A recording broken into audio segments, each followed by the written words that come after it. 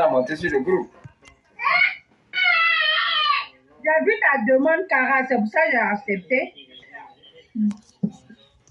J'ai vu ta demande. Il ne veut pas, il faut le faire descendre.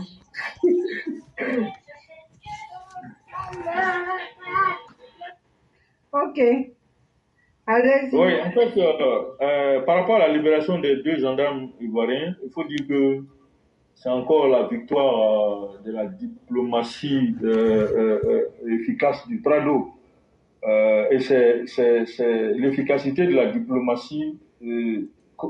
La vraie diplomatie, c'est le Prado qui, en tout cas dans la sous-région ici, c'est l'un des patrons de la vraie diplomatie. Je m'explique.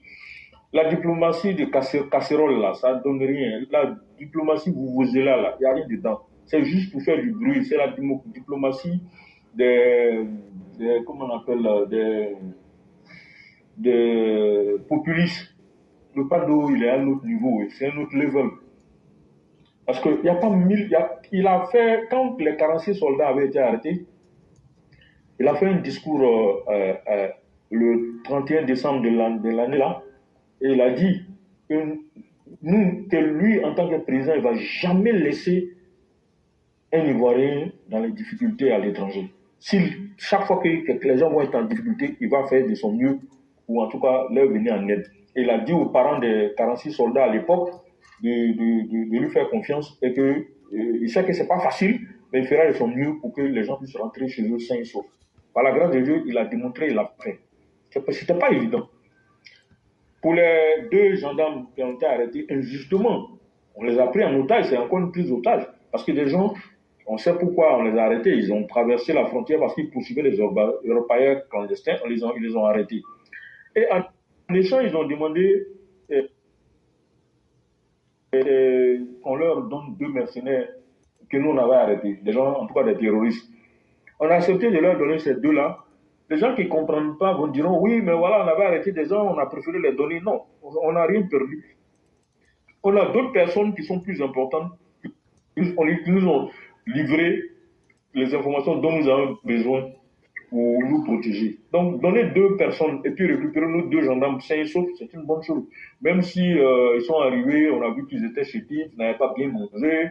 Ça montre encore combien de fois la politique d'humanité du président Ouattara par rapport à ces gens-là qui crient sur tous les toits, en réalité, qui sont autorités policières ou des gendarmes d'un pays voisin pour rien, mais qui les gardent dans leur prison là-bas, on les garde en otage. Ils ne sont même pas capables de bien les nourrir.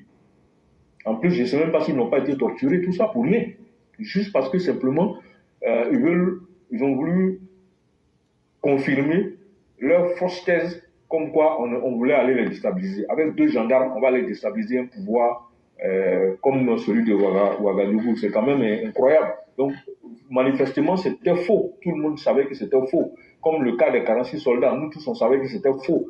Mais les différents régimes poutistes de l'AES, c'est malheureux de le dire, je pense qu'elles vont rétro-pédaler, elles vont continuer à rétro-pédaler. Parce que les réalités du terrain, là, vont les confondre. Figurez-vous que le nombre de victimes aujourd'hui des terroristes, depuis que le terrorisme a commencé au Burkina jusqu'à aujourd'hui, c'est à peu près 24 000 morts. Et vous savez que Ibé Kakao, lui seul, il a combien dedans? Depuis qu'il est arrivé au pouvoir, c'est 16 000 morts pour lui seul. Ibé Kakao seul. 16 000 morts quand il est arrivé au pouvoir. Il a pris près de 60% des morts par le terrorisme, là, par l'insécurité au Burkina. Là. C'est sous le régime du Ibé Kakao. Et c'est lui qui fait le plus de bruit que tous les autres. Il pense qu'en faisant du bruit, il va faire que les gens vont oublier ce qui se passe. Non, le bruit là, ça passe. La diplomatie des casseroles là, ça ne donne rien. La diplomatie du Vuvuzela là, ça ne peut rien donner. On a vu le cas du Mali. Je vais en arriver là-dessus sur le comportement du Mali. Ils ont crié, traité le président Ouattara de tous les noms. Aujourd'hui, ils sont en train de chercher de revenir vers nous pour venir négocier pour qu'on leur donne du courant. Est-ce qu'on a besoin d'insulter le président d'un autre pays qui n'est pas le sien? En plus, c'est même une déclaration de guerre d'aller sur la tribune de l'ONU, aller insulter un chef d'État. Comme s'il n'y avait pas de problème à régler au Mali, le traiter de tous les noms. le mentir aux yeux du monde entier. Pourquoi nous prendre en animosité alors que nous ne vous prenons pas en animosité? Donc pour moi, c'est une victoire de la vraie diplomatie. Le fait que le Prado ait eu à libérer les deux personnes-là sans tirer un seul coup de feu, sans invective, sans faire une sortie déplacée, ni lui, ni un membre de son gouvernement.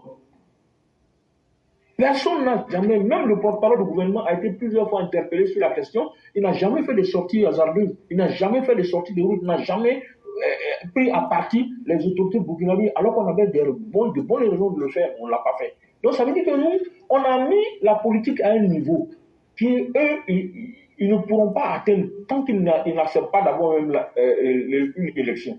Parce que c'est des putschistes qui sont arrivés au pouvoir. Ils sont arrivés au pouvoir sans utiliser les voies légales.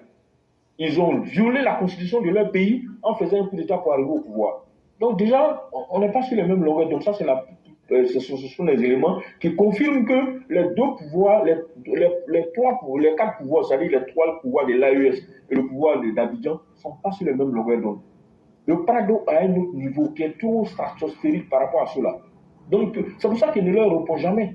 Parce que leur réponse, ce serait leur donner du grain à moudre. Leur réponse, ce serait se rabaisser, se ramener à leur niveau. Alors que ceux-là, ils ont fait le coup d'État pour des raisons données, mais en réalité, on se rend compte qu'ils ne sont pas venus pour aider leur pays. Ils ont fait le coup d'État pour leur propre promotion. Et quand vous regardez ce que je viens de vous dire, UP Cacao, c'est 24 000 morts au total depuis que le djihadisme a commencé au Burkina. Aujourd'hui, lui seul, là, il totalise près de 16 000 morts. Ça ne va pas plaire aux supporters de IBB Cacao, mais c'est la vérité. Ce sont les chiffres. Si vous voulez démentir, allez-y faire des vérifications sur Internet, vous allez voir. Donc, je n'ai rien inventé par rapport à ça. Maintenant, quelle est la posture ambiguë de l'opposition? Est-ce que l'opposition a une posture ambiguë? L'opposition n'a pas de posture ambiguë, selon moi. L'opposition est très claire dans ça. L'opposition ne veut pas aller aux élections. Ça, c'est ce que je pense. Parce que quand on prône la violence, quand on prône le discours qu'on entend de part et d'autre, ce ne sont pas des discours apaisants. Quand on demande des choses impossibles par rapport à la commission électorale indépendante, je suis désolé, c'est ça qu'on n'a pas envie d'aller aux élections. Parce que c'est cette commission électorale indépendante-là qui a toujours fait les élections en Côte d'Ivoire depuis 2009, depuis 2010 jusqu'à aujourd'hui. Donc on peut venir nous dire le contraire. Et à l'époque, l'un des opposants farouches, qui est Laurent Gbagbo, avait dit que les élections ne se gagnent pas à la CEI, que les élections se gagnent sur le terrain. D'où vient qu'aujourd'hui, ces mêmes personnes viennent dire que la CEI, c'est le diable. Et que, en fait, ils ont des discours à géométrie variable. Les discours ils changent en fonction de leurs intérêts du moment. Donc, eux, ils veulent induire le gouvernement en erreur pour que, justement, on soit hors délai constitutionnel, pour qu'on aille encore pour une autre aventure. On aille dans une histoire de transition politique. Ils veulent faire des coups d'État pendant qu'ils cherchent, ils font et ils font croire qu'ils veulent négocier politiquement, mais en même temps, ils préparent des coups d'État. Donc, franchement, pour moi, le langage de l'opposition montre que ce ne sont pas des gens qui sont prêts à aller aux élections. Parce qu'ils n'ont jamais parlé de programme de gouvernement. Les gens me disent, certaines personnes me répondent que non, c'est quand on sera dans la campagne présidentielle qu'on va parler de programme de gouvernement. Non. Quand vous critiquez le gouvernement, vous ne faites des contre-propositions. Vous ne faites pas de propositions, vous ne faites pas de contre-propositions. Quand vous dites que le gouvernement ne fait pas bien, mais en face, vous ne dites pas ce que vous allez faire. Si au moins quelques idées sur vos programmes de gouvernement, vous faites l'omerta totale sur vos programmes de gouvernement. Et puis maintenant, c'est lors de la campagne présidentielle qui va durer 15 jours là, que vous allez sortir votre programme. Ça veut dire que vous n'êtes pas sérieux. Parce que vous ne voulez pas que les gens comprennent réellement ce que vous allez proposer parce que c'est certainement que vous n'avez pas d'idée. C'est ça la réalité en fait. Donc l'opposition ivoirienne pour moi, elle n'est pas ambiguë. Elle est très claire dans sa démarche. Et je pense qu'en face, le RSD a très bien compris où l'opposition veut aller. Voilà la réalité. Voilà. Maintenant, concernant le retournement de situation dans l'AES, ça ne peut être autrement.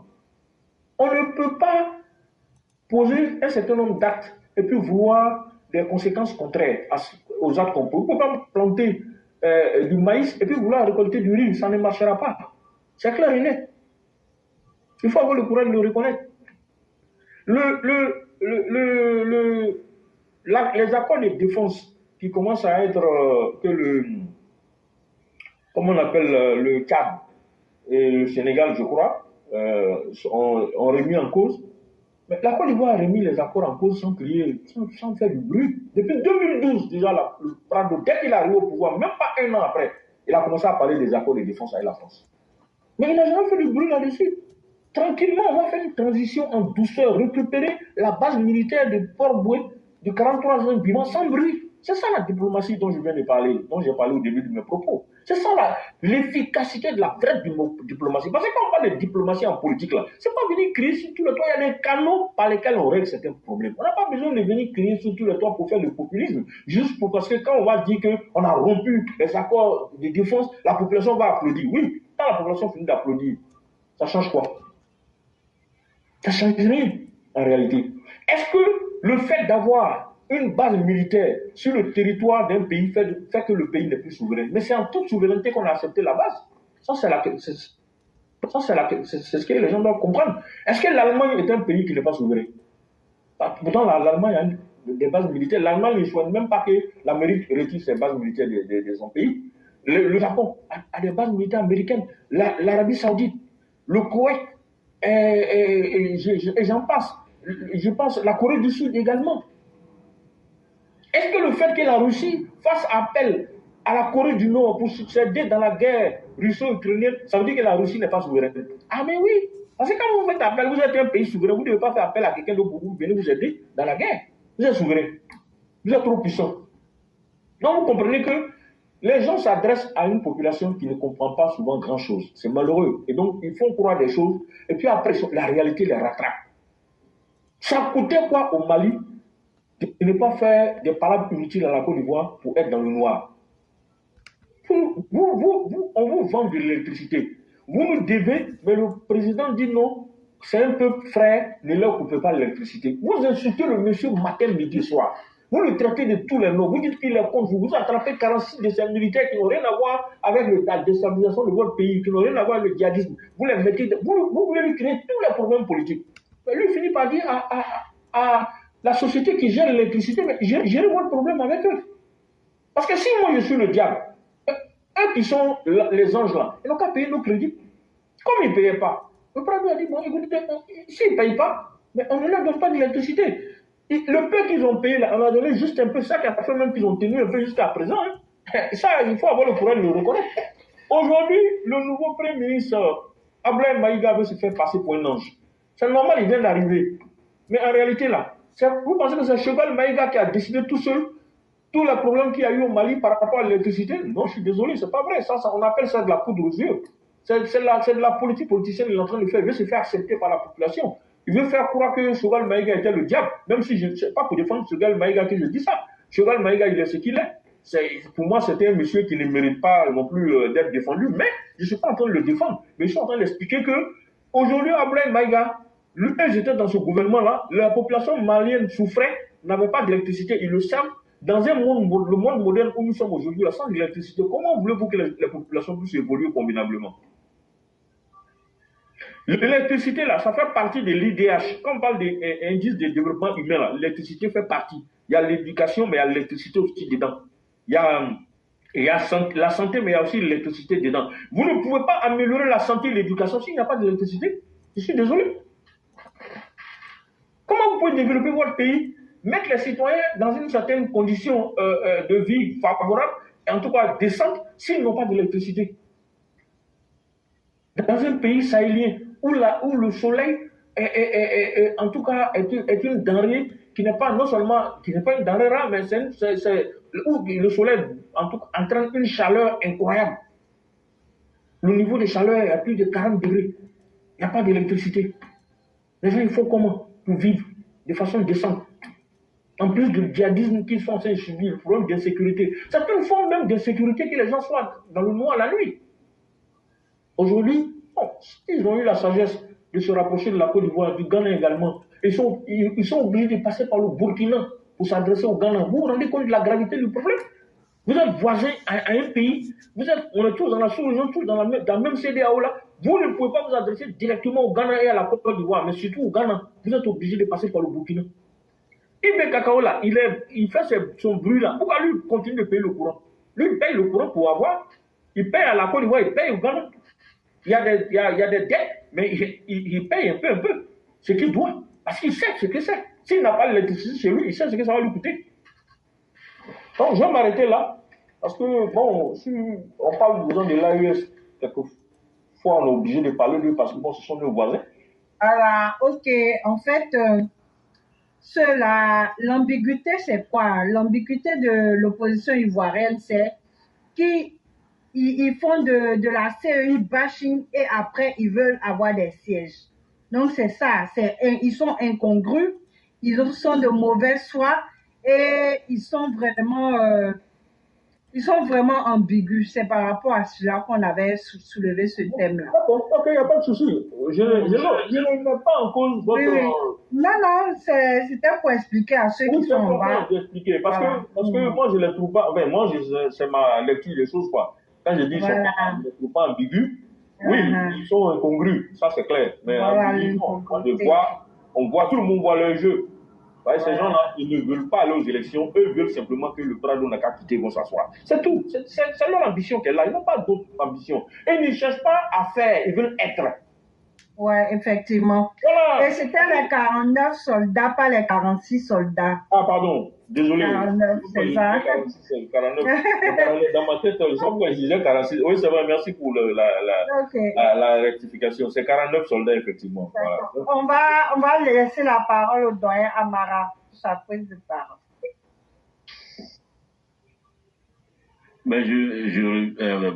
Bonsoir.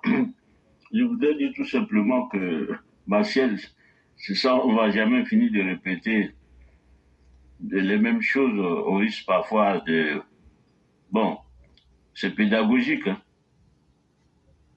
Ces gens-là, franchement, disent... Oui. Doyen Amara. Oui. Finissez de manger d'abord tranquillement. Oui. Après, on va vous donner la parole.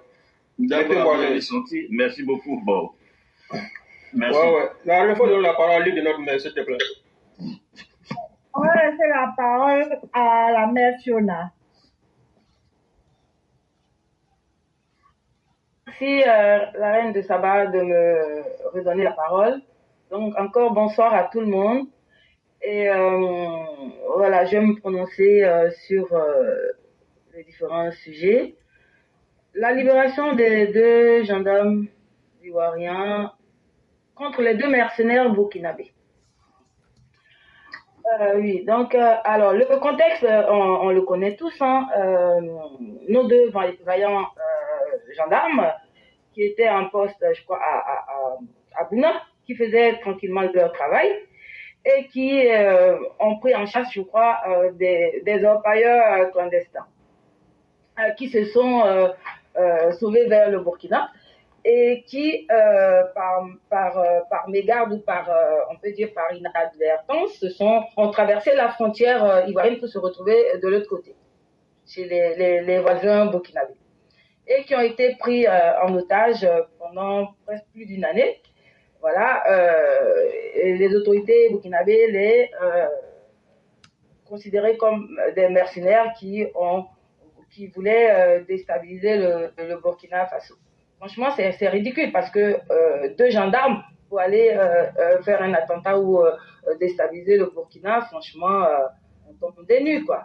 Voilà. Donc, on sait très bien que Ibé Kakao, depuis qu'il est arrivé au pouvoir par un coup d'État, n'a pas arrêté de provoquer, d'accuser la Côte d'Ivoire. Voilà. Donc, on sait très bien qu'il y a des tensions entre la Côte d'Ivoire et le Burkina Faso. Voilà. Donc, ils ont utilisé l'argument de la traversée de la frontière pour aller prendre en captivité nos 2 gendarmes. Voilà. Mais Dieu merci, aujourd'hui, nos frères ont été libérés.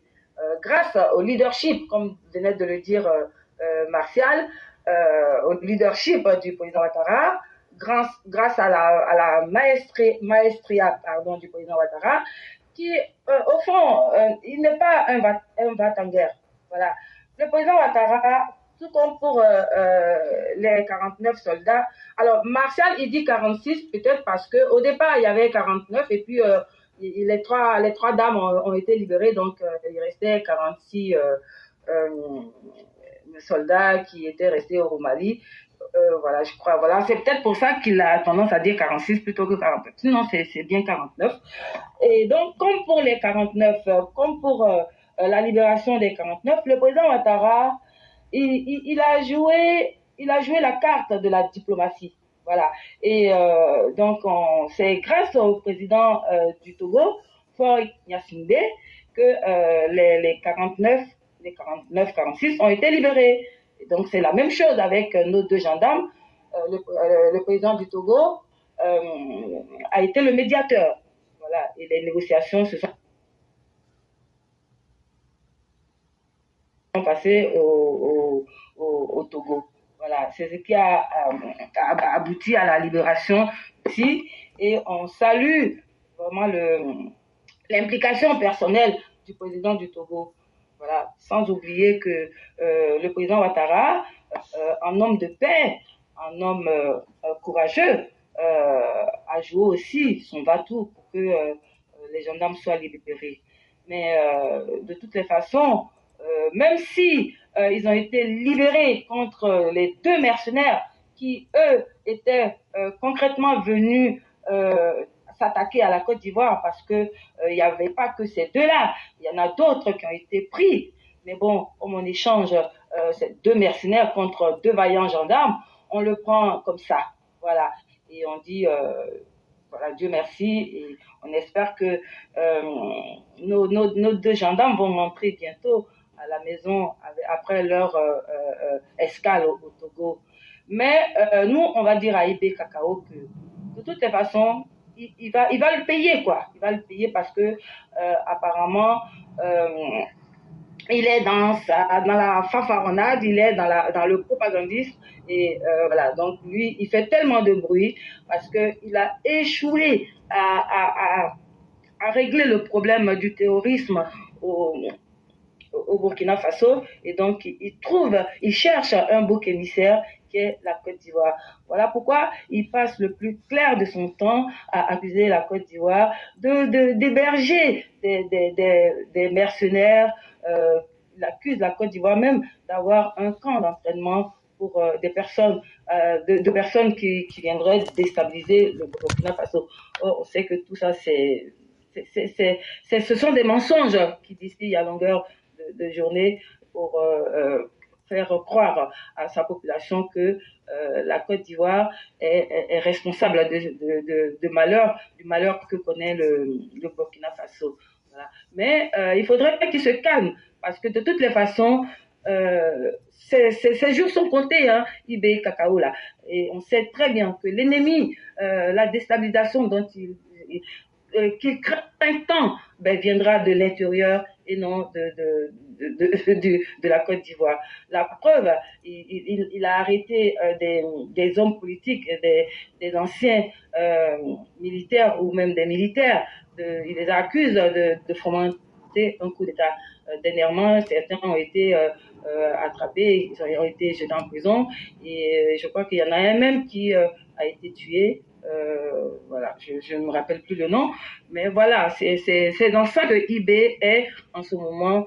Il a muselé l'opposition burkinabé, et voilà, il continue. Voilà, il a prolongé la transition de 5 ans encore, je crois au mois de mai, parce que il a un objectif, c'est de rester au pouvoir et de ne pas transmettre le pouvoir plutôt aux civils. Voilà dans quoi il est. Mais nous, on dit que de toutes les façons, on avance, la Côte d'Ivoire avance, et nos frontières sont bien sécurisées, nos frontières sont bien gardées, et donc tous ceux qui vont tenter, tous comment dire, oui, tous les terroristes, parce que moi je les appelle les terroristes, ceux qui viennent du Burkina pour nous attaquer, les BDP, les soldats burkinabés, dont certains sont prisonniers même chez nous, eh ben,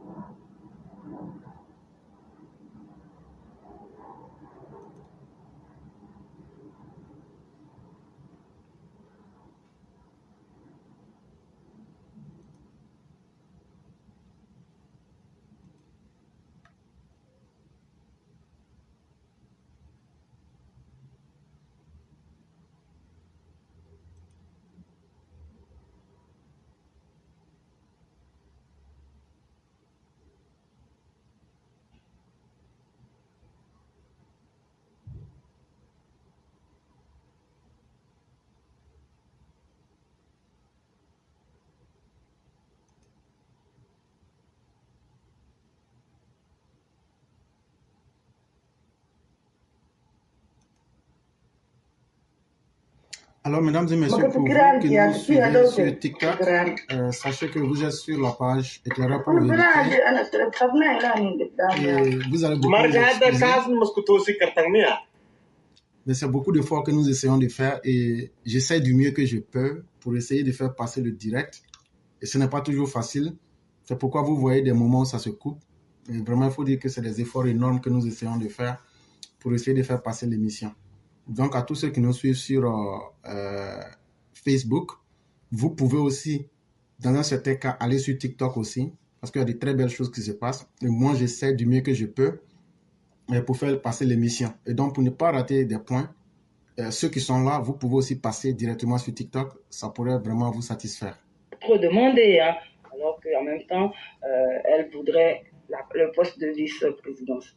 Voilà, donc une opposition qui n'a pas, au fond, qui n'a pas d'offre politique à proposer aux Ivoiriens, une opposition qui n'est pas prête à aller aux élections et une opposition qui veut nous faire traîner pour que on ne respecte pas, pour qu'on ne respecte pas les délais du 25 d'octobre 2025, pardon. Voilà, donc c'est une opposition en morceaux, parce qu'une opposition avec plusieurs ramifications, qui ont plusieurs candidats déclarés, une opposition qui ne va pas du tout en rang serré. Voilà, donc je trouve que ce n'est pas une opposition sérieuse, parce que Gbagbo dit qu'il est candidat, et Yves Simone dit qu'elle est candidate aussi, et Afi N'Guessan, qui ne vaut même pas, je ne sais même pas 1%, Afi le poids plume, qui lui aussi dit qu'il est candidat, avec comment dire, qui n'arrête pas de parler de réconciliation, nous faisant croire que la réconciliation est un échec en Côte d'Ivoire et que lui, s'il arrivait au pouvoir, il allait réconcilier les Ivoiriens. Franchement, il me fait sourire parce que les Ivoiriens aujourd'hui ne se regardent pas en chien de faïence. Les Ivoiriens, au contraire, les Ivoiriens se parlent, les Ivoiriens sont ensemble, les Ivoiriens se déplacent sans problème. Donc moi, je pense que c'est vraiment de la poudre aux yeux que de venir parler de réconciliation.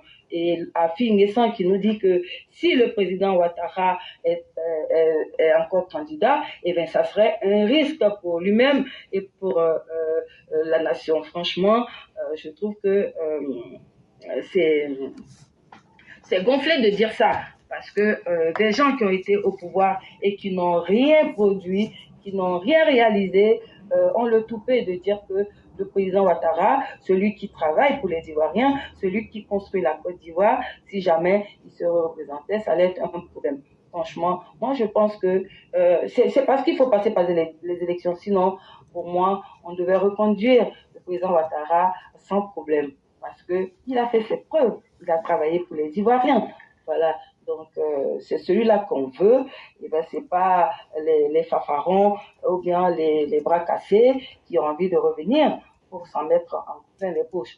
Et comme l'a dit l'autre, hein, l'argent ne circule pas. Oui, l'argent ne circule pas.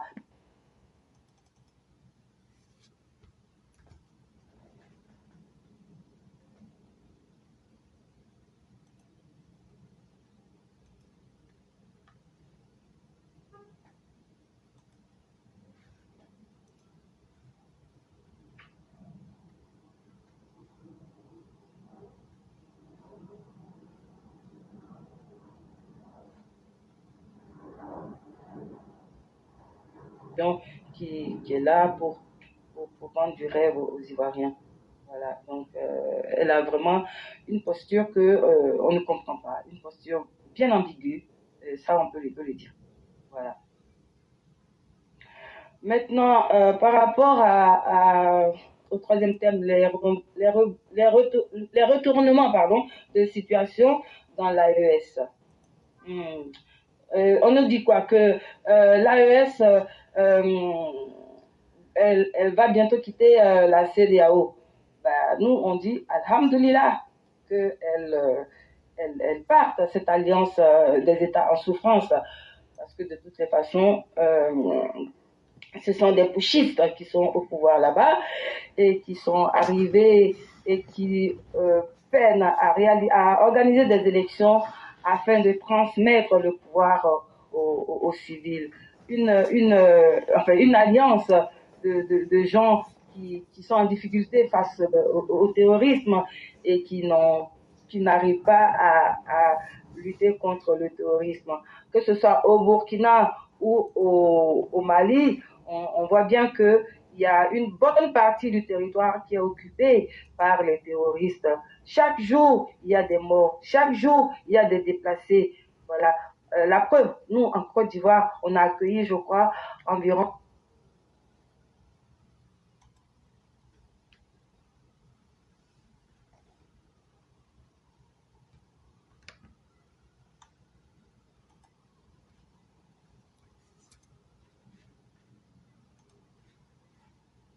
l'AES sont en difficulté.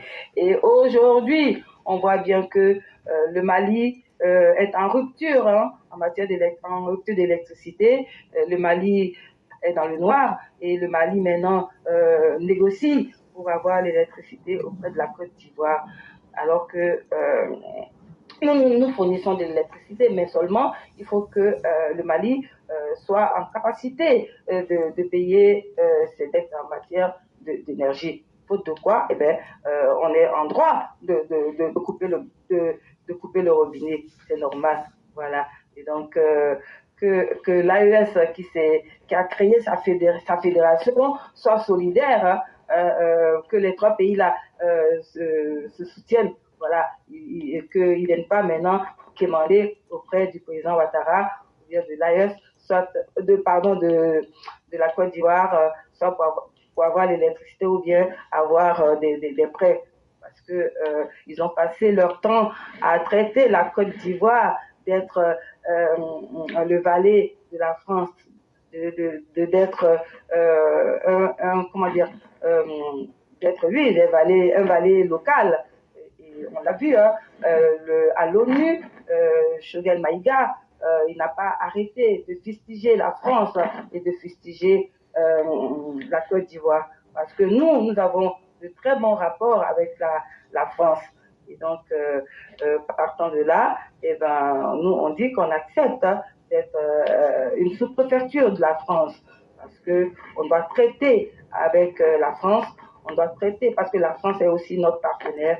Voilà, il n'y a pas que les États-Unis ou Israël. La France, nous, on garde de bons rapports avec la France. Voilà, eux, ils ont choisi d'avoir les États du Sahel ont choisi d'être des souverains, et bon, qu'ils assument cette souveraineté.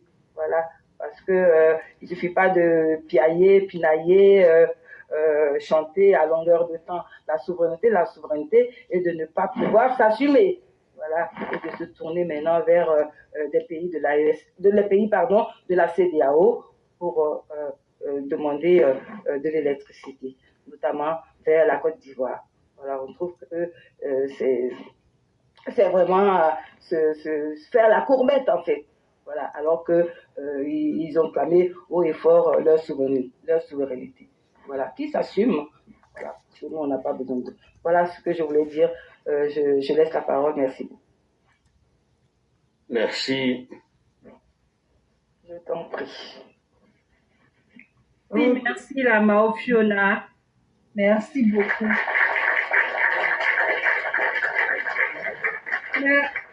Mais la Mao Fiona, là qui dit l'argent ne circule pas dans les poches des gens. Là qui dit B. Non, faut faire l'argent circuler dans les poches des gens. Hein? Ça serait le sujet de la journée. Entre l'argent qui travaille et l'argent qui circule dans les maquis, que choisir? Franchement, là qui dit B, il a fait fort là. Ok. On va laisser la parole au doyen Amara s'il a fini, s'il n'a pas fini. Oui, je suis là. Merci, Reine de Saba. Merci, Lucky Dubé. Merci à Fiona. Et voilà, c'est un développement assez bien conçu. Vraiment, c'est dommage de voir quand même des populations rester dans une situation qui finalement ne va rien produire que désolation. Alors pour revenir donc au sujet, aux 3 sujets du jour, le premier portant sur la libération des 2 gendarmes ivoiriens contre 2 mercenaires burkinabés. Et le deuxième sujet, la posture ambiguë de l'opposition ivoirienne. Et le troisième, les retournements de situation dans l'AES. Et franchement, de façon générale, avant d'aller dans peut-être quelques détails, en termes de contribution au débat et à l'éclairage de nos populations et de nous-mêmes, je pense que ce qui se passe actuellement nous donne raison dans le sens où il est important que les Ivoiriens se saisissent enfin, des leçons de cette période que nous sommes en train de vivre et de comprendre que le choix de nos dirigeants n'est pas une mince affaire. Il faut vraiment mettre l'accent sur l'éveil des populations et surtout améliorer le cadre pour que les gens n'aient plus peur d'avoir leur opinion propre et de s'afficher vraiment en toute liberté et de s'assumer pour vraiment ne pas se laisser berner par exemple, cette opposition qu'on a en Côte d'Ivoire qui se définit par, n'est-ce pas, une sorte de comportement irresponsable. Mais ce qui explique tout ça, et je crois que de façon ésotérique, c'est l'interprétation que je donne à cette situation. Vous voyez, dans l'avènement de ces différents pouvoirs, il y a eu d'abord le président Félix Houphouët-Boigny, qui a apporté beaucoup à la Côte d'Ivoire, mais malheureusement, qui a perdu de vue, à un moment donné,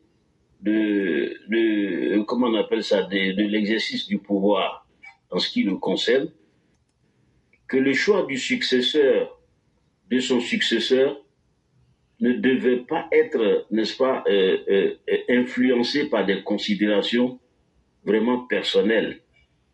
Et vous savez ce que je suis en train de dire.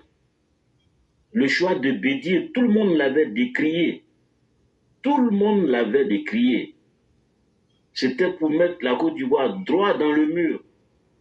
On ne pouvait pas s'en sortir. Quelqu'un qui déjà avait fêté des milliards, qui avait fait des détournements honteux, ne pouvait pas être en capacité de porter la charge de la Côte d'Ivoire. Mais malheureusement, le président n'a pas eu, en tout cas, la force de se tirer de cette décision-là. Et on a vu ce que ça a donné. Un Laurent Gbagbo qui vient, je ne parle pas de Guèye, mais on peut même parler de Guèye qui arrive. Vous avez balayé quelqu'un qui était, entre guillemets, irresponsable, c'est ça la réalité. Vous mettez une autre personne et lui, devant comment on appelle ça, les faveurs du pouvoir, il cède à la tentation et puis il enchaîne des erreurs et des erreurs, mettant en difficulté la Côte d'Ivoire. Et ça continue comme ça avec Laurent Gbagbo jusqu'à produire le pire. Donc, chers Ivoiriens, il faudrait qu'on fasse beaucoup attention au choix de nos dirigeants. Choix de nos dirigeants, ce sont ces situations-là qui nous rappellent ça de façon incisive. Il ne faudrait pas qu'on joue au choix de nos dirigeants. Si vous confiez votre destin à un dirigeant, ne serait-ce que pour 5 ans, vous vous condamnez, s'il n'est pas responsable, à une vie, en tout cas qui va mettre en péril tous vos projets de vie, pratiquement. Et regardez, pendant quelques années, le président de la République qui est actuellement au pouvoir est en train de corriger toutes ces erreurs-là.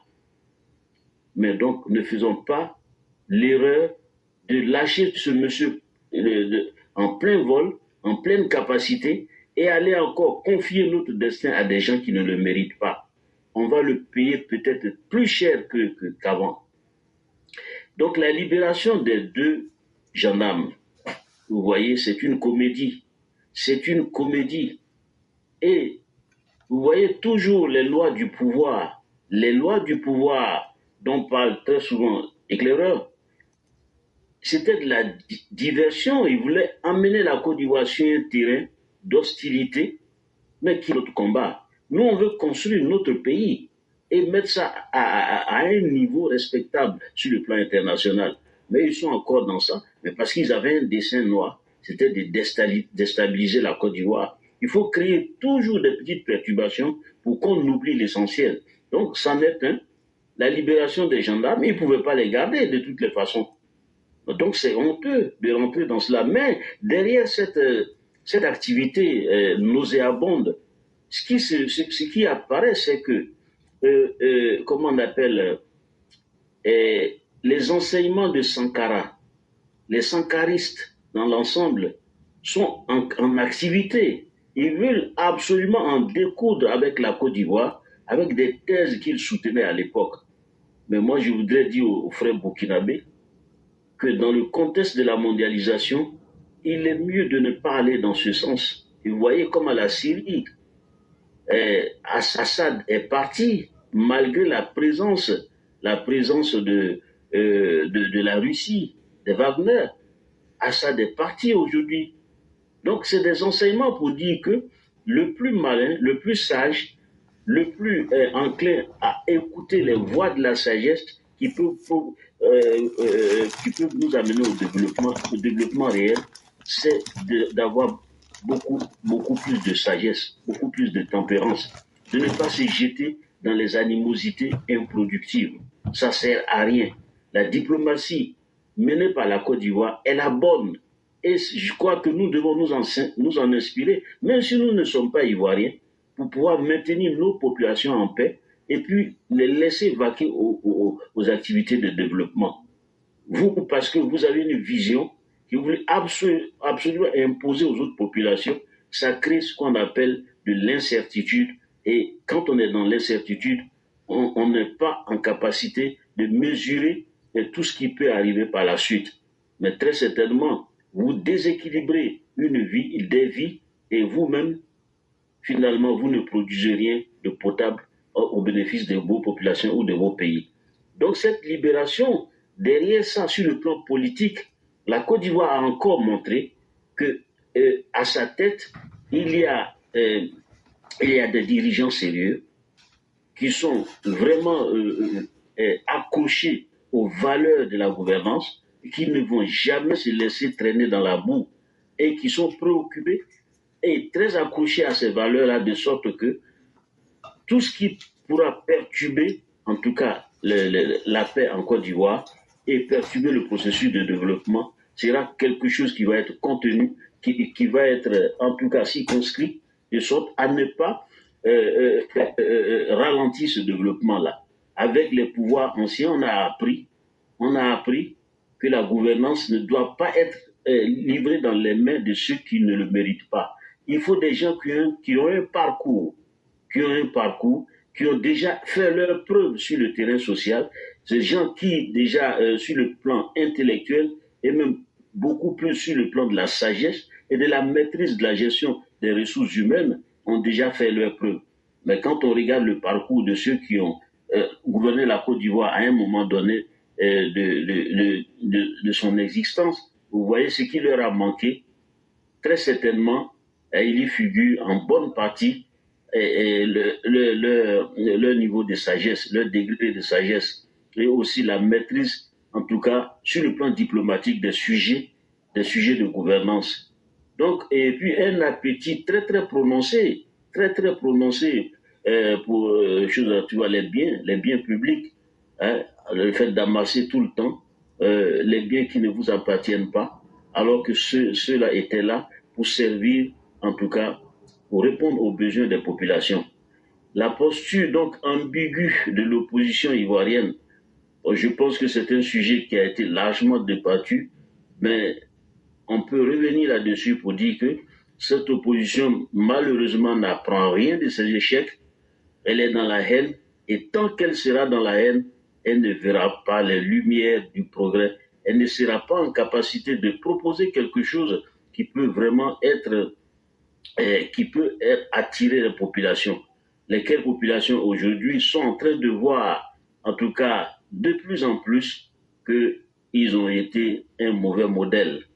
Donc, les retournements, pour revenir au retournement des situations dans l'AES, mais ça ne peut qu'être que comme ça.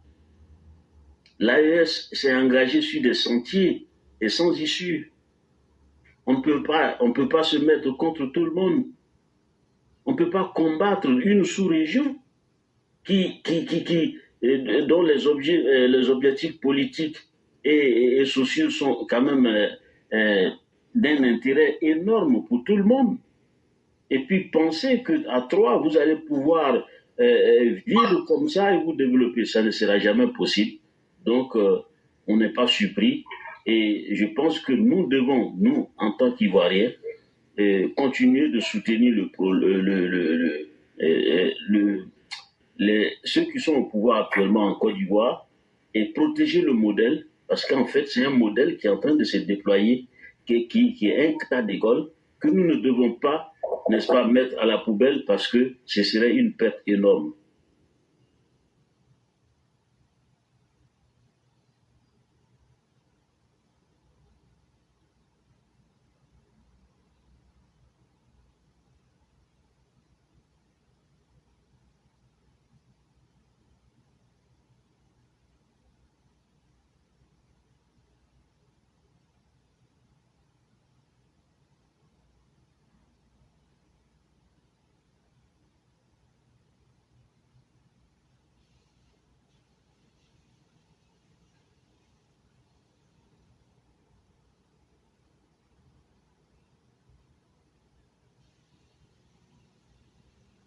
Ok, très bien.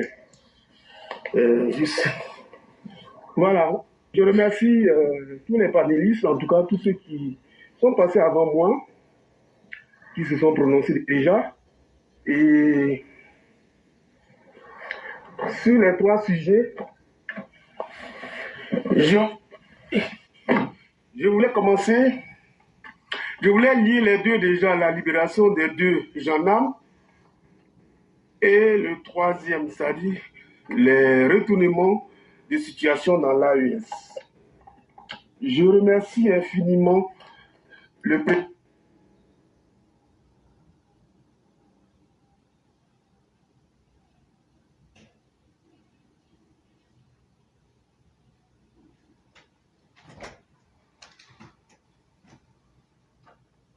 Parce que vous vous souvenez, dans le cas des 49 soldats, ça va faire beaucoup, ça fait beaucoup de bruit. Et donc IB a tenté le coup. Malheureusement, il a pensé qu'il allait se servir de ça pour avoir un nom. Chose qu'il n'a pas eu. Et il a joué sur le temps. Il a gagné en temps, sauf que la notoriété qu'il cherchait, malheureusement, ça ne viendra pas. Il a cherché la baisse et je crois qu'il a été vraiment déçu. Surtout quand nous avons pu faire main basse sur ces 2 malfrats qui se sont introduits sur notre territoire et donc IB n'avait plus le choix à un moment donné de libérer nos 2 gendarmes. Maintenant, quant à l'état de santé ou de physique de nos 2 gendarmes, il ne fallait pas s'attendre mieux quand nous savons que ce pays malheureux, qui, ma foi, les soldats qui ne trouvent même pas à manger, qui se nourrissaient que des feuilles, des arbres et des ignames sauvages, et même de la chair humaine, alors nos soldats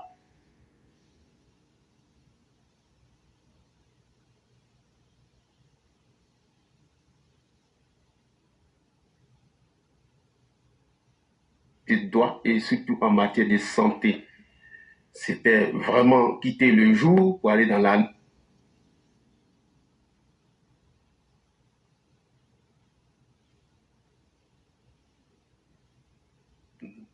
Nous déplorons vraiment tout ce temps passé inutilement parce qu'il y a un enfant qui veut se faire voir, mais personne ne le verra. Et aujourd'hui, le doyen Amara vient de souligner, puisque apparemment, il veut se rehausser les manches, il veut se gonfler les muscles.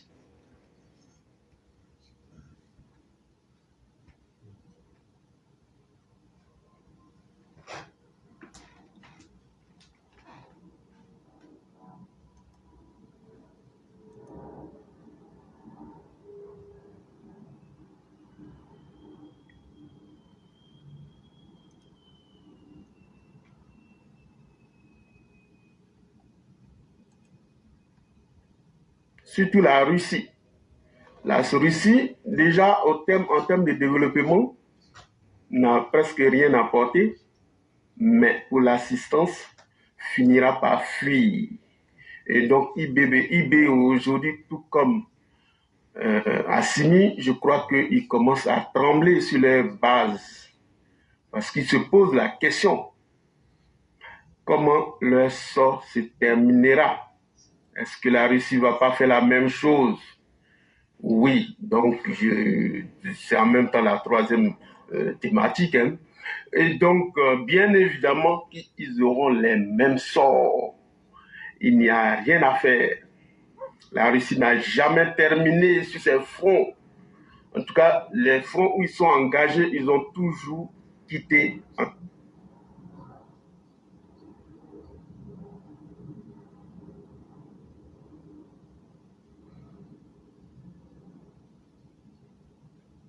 Coup sûr, coûte que coûte.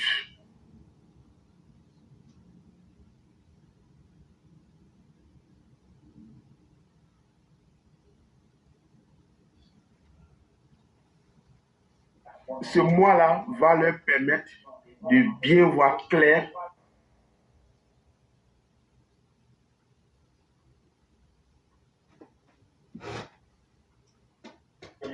pas qu'ils n'ont pas essayé de s'affranchir de la Côte d'Ivoire, ils ont essayé. Ni les moteurs, les groupes électrogènes, ni même les panneaux solaires n'ont pu faire grand-chose, n'ont pu sauver le Mali. Et donc, c'est retour à la case départ. Bon, nous sommes là. Le président, son Excellence Alassane Ouattara, a voulu bien accélérer l'intégration sous-régionale et donc africaine. C'est pour ça que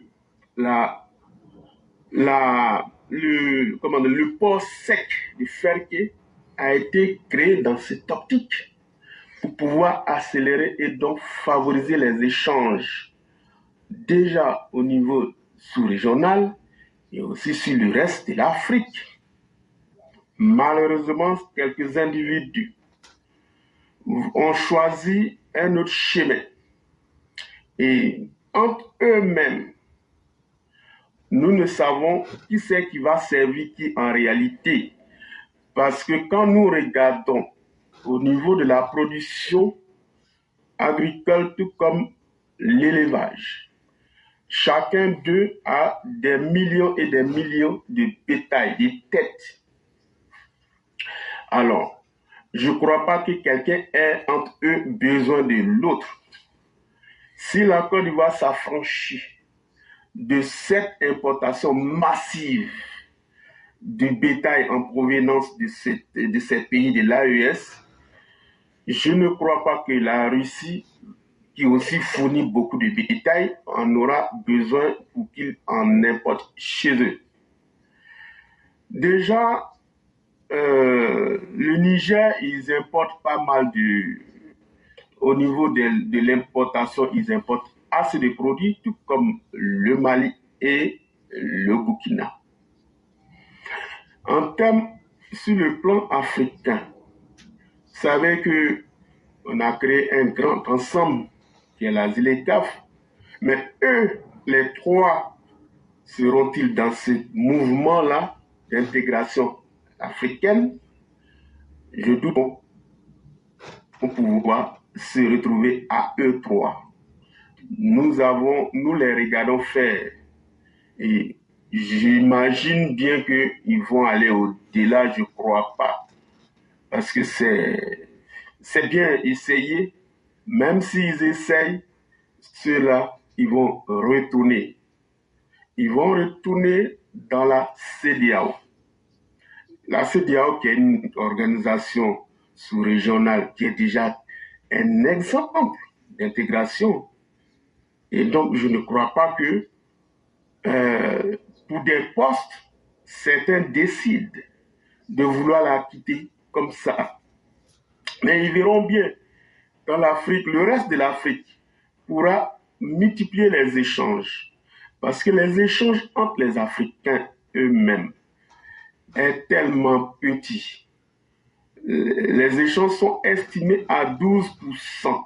Ça veut dire que nous, les Africains, nous, les pays africains, ce que nous échangeons entre nous, c'est que 12% de nos besoins. Donc, les 88% des produits que nous consommons sont importés. Alors, le but donc de la ZLECAf, c'est de réduire vraiment cette importation massive. Car nous avons vu avec le Covid comment est-ce que les prix ont flambé. Donc, ça a provoqué l'inflation un peu partout.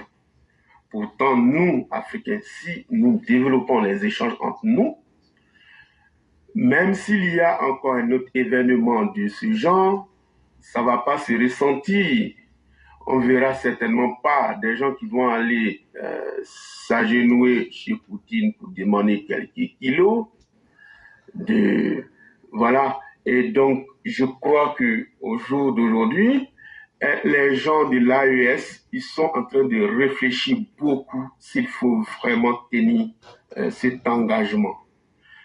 Le Burkina, je ne comprends pas leur posture, franchement, jusqu'à maintenant. Parce que eux, contrairement aux deux autres, je pense que les deux autres peuvent véritablement s'en sortir. Mais IB Cacao, qui avait tout à gagner, parce que les relations commerciales entre la Côte d'Ivoire et le Burkina dépassent cas supérieur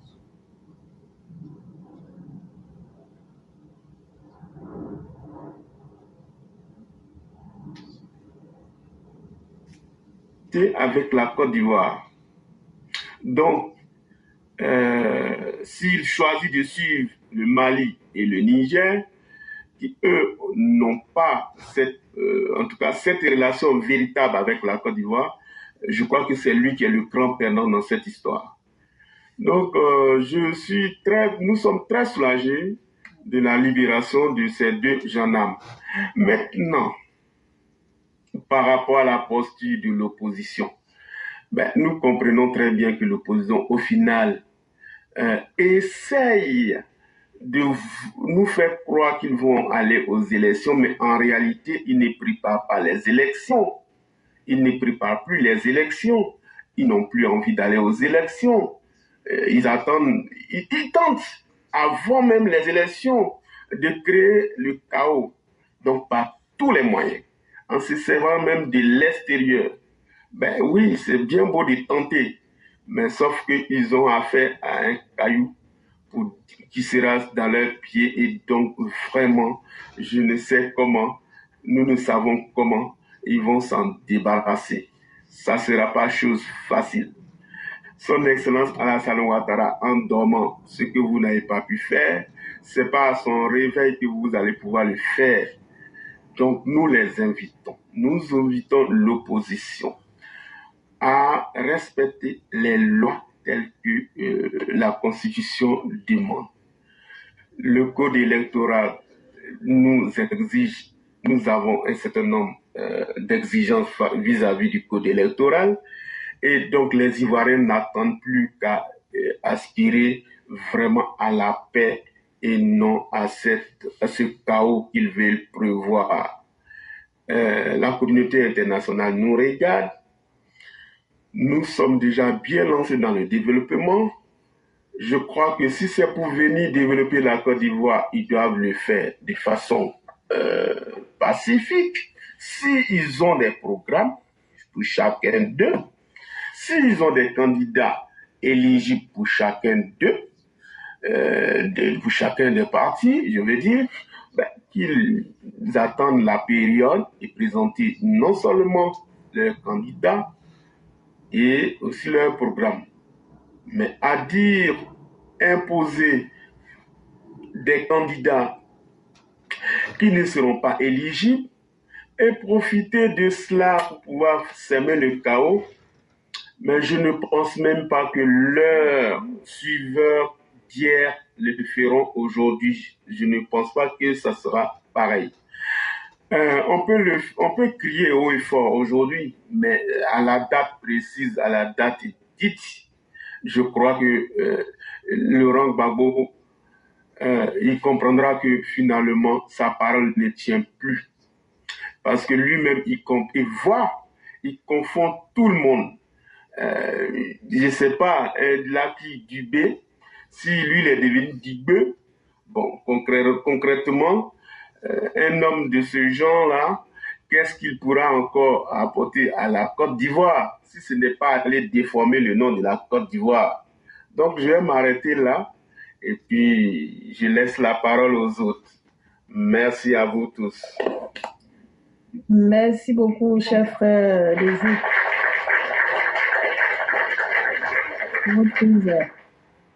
Prise de parole, merci beaucoup pour avoir donné votre avis aussi par rapport à les différents sujets qui sont là. Voilà, donc je rappelle à tout le monde, vous êtes sur la plateforme EPV, la plateforme de vérité, la plateforme où on apprend beaucoup de choses, la plateforme où... Qui vient m'embêter là? La plateforme où il fait bien d'être... Voilà, donc le doyen... pardon? Ok, d'accord, merci beaucoup. Voilà. Donc, merci beaucoup à BSB voilà, de nous permettre d'être là encore en arrière-plan, là, pour nous, voilà, nous permettre de profiter encore de ce dimanche pour ce festin encore intellectuel, pour tout ce que nous allons apprendre aujourd'hui encore et ainsi que, voilà, et demain.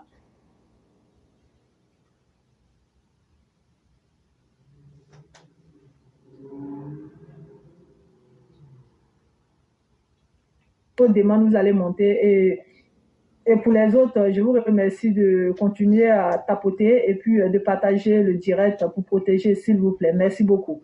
Voilà, donc on va passer la parole du coup à monsieur le frère MDG. Oui. Allô? Oui, bonjour. Bonsoir, cher frère. Oui, bonsoir. Oui, bonjour, cher, comment allez-vous? Je vais bien, et vous? Oui, ça va.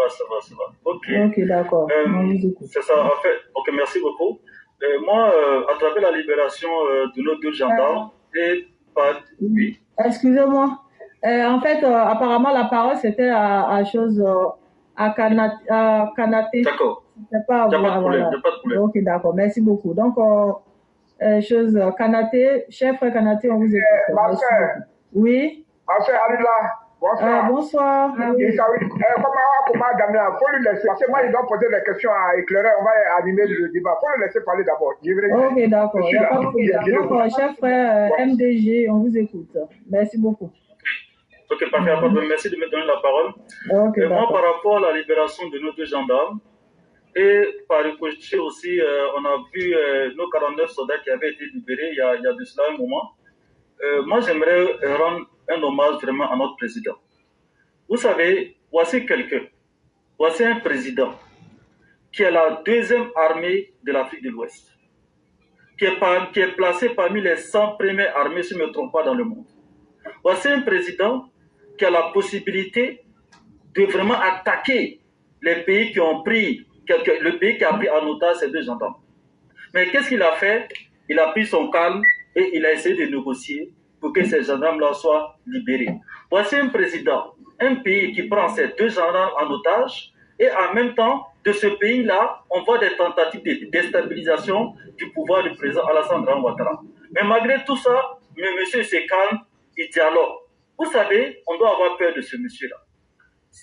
Ça veut dire qu'il est calme, il négocie pour qu'on libère ses enfants. Et s'il se fâche, alors ça va donner quoi? Donc vraiment, moi j'aimerais dire vraiment merci beaucoup.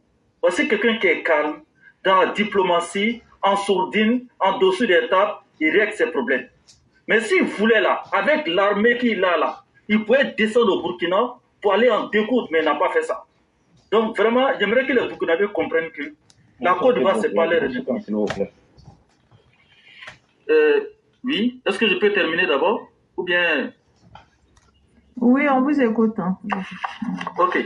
Donc, moi, j'aimerais rendre hommage à ce monsieur-là qui n'utilise pas les armes qu'il a pour régler ses problèmes. Donc, vraiment, on doit se méfier de ce monsieur-là en même temps parce qu'il est calme, il règle ses problèmes. Et s'il se fâche, là, ça va être très grave. Donc, il faut faire très attention à tous ceux qui en veulent à la Côte d'Ivoire actuellement là. Maintenant, j'aimerais aussi vraiment interpeller les pays de l'AES. Vous dites que vous êtes panafricain. Pour vous, le panafricanisme, là, c'est de chercher à aller s'allier à la Russie et puis laisser les Occidentaux. Est-ce que vous suivez l'actualité actuellement des pays de l'AES? La Syrie qui est là, Bachar el-Assad, la Russie était un de ses soutiens. Mais aujourd'hui, là, Bachar el-Assad, là, il est où? Est-ce que la Russie a continué à soutenir Bachar el-Assad? Donc vous êtes là, vous dites la Russie, là. Demain matin, là, la Russie va vous laisser tomber. Et tous ceux, c'est-à-dire que tous ceux que vous avez combattus avec la Russie, là, vous allez leur parler comment? C'est des gens là, ils s'en fichent de vous, quoi. C'est pas leur problème, c'est les intérêts c'est les intérêts qui regardent. Le jour, ils n'ont plus d'intérêt avec vous, là. Ils vont vous lâcher comme de la façon ils ont lâché Bachar el-Assad actuellement. Est-ce que vous réfléchissez un peu? Vous allez faire parler avec tout le monde à cause de la Russie. Mais la Russie s'en fiche de vous. Vous pensez que les Russes, les Africains? Vous pensez que c'est quoi? C'est de la propagande. Donc, j'aimerais vous interpeller que si vous continuez comme ça, là, si vous ne faites pas attention, demain matin, là, la Russie va prendre toutes ses affaires et puis vont vous lâcher entre vous et puis les terreurs qui sont là-bas. Et puis, vous allez voir avec qui maintenant vous allez négocier pour pouvoir vous défendre. Donc, je ne vais pas trop durer, je suis dans les courses là. C'est un peu ces 2 mots que je voulais dire aujourd'hui là. Merci. D'accord. Merci beaucoup, chef. Merci voilà, d'avoir donné ton avis sur ces différents sujets qui sont là. Effectivement, les Russes n'aiment pas les Africains. Et les Russes n'ont jamais aimé les Africains de toutes les façons. Donc, ça m'étonne même que subitement, les gens de l'AES pensent que ce sont les Russes qui vont les enlever dans les souffrances, quoi. Franchement, bon, comme on dit, peut-être qu'eux, ils ont une autre manière de voir la vie que nous ne voyons pas, peut-être, hein, on ne sait jamais. Voilà, donc merci beaucoup. Donc, on va donner la parole à notre frère Toukale Tor. Bonsoir, cher frère. Toukale Tor. Bonsoir, cher frère. Merci de m'avoir donné la parole. Voilà, donc excuse-moi, je ne savais pas en fait que c'était.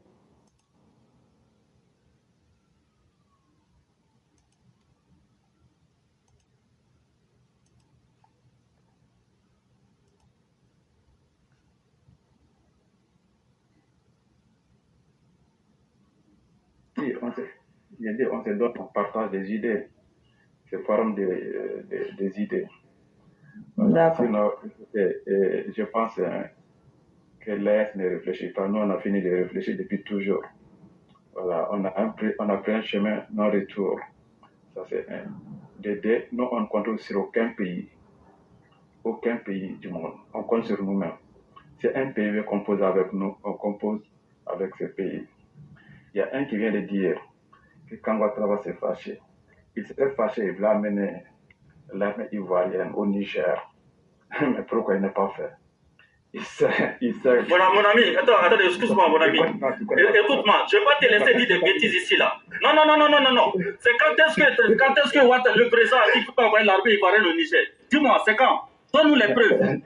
Toi, tu Non, es non, non, non, je ne te laisse pas dire n'importe quoi ici là. non, mais quand il va envoyer des bataillons. J'ai dit, écoute-moi. Écoute-moi, ok. Mon ami, écoute-moi. Non, tu n'acceptes pas ça. J'ai dit, je n'accepte pas. Le président Alassane Draoua dit quand qui va envoyer l'armée de Côte d'Ivoire pour attaquer le Niger. Les petits Ibé là en train de... J'ai dit, c'est quand, dis-moi, c'est quand il a dit ça. Non, je ne te laisse pas dire n'importe quoi. C'est quand il a dit ça. C'est quand il a dit ça. Dans quel contexte il a dit ça? Non, votre propagande, ça ne marche pas ici là. Vous n'allez pas venir nous raconter de n'importe quoi. Vos parents nigériens qui... Non, écoute-moi. Si vous êtes fâché là, vous avez l'AES, non? Allez-y, bravo parents, vous allez rentrer avec vos pays là-bas, chez vous là-bas. N'importe quoi, vous allez dire ça. Moi, je ne vais pas vous laisser. Non, mon ami. Mon ami, tu viens de dire... Non.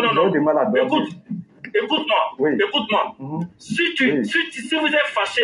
vous êtes fâché là, allez prendre vos parents, vous allez rentrer. Et puis ce que tu as dit là, je n'en sais pas ce que tu as dit. Tu as dit que le président Alassane Ouattara a dit qui voulait envoyer. Non. Écoute-moi. Tu ne vas pas venir dire n'importe quoi sinon parler ici. Tu m'écoutes.